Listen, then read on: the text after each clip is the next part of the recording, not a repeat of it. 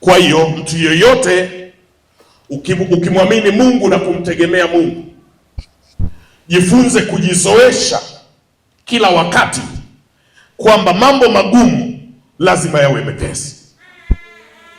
Wakati wote ujitahidi na kujizoesha, na wakati mwingine sema hata peke yako, ikiwa watu hawakutazame, maana watu wanaweza wakasema wewe ni chizi. Lakini naamini miongoni mwa safari za Yesu za kwenda faraga, kuna maneno alikuwa akitaka kuongea peke yake na Mungu tu.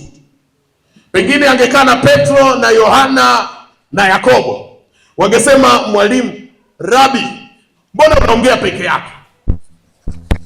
Na kiukweli maisha inaweza ikafika mahala ukachanganyikiwa na ukaanza kuongea peke yako, maana wewe labda ndiyo halmashauri, bosi ni wewe mwenyewe, unayejiajiri ni wewe mwenyewe, unayejilipa ni wewe mwenyewe. Sasa kuongea peke yako ni kawaida tu, na mtu asikuulize kwa sababu Yesu sio bosi wako na hajakuajiri.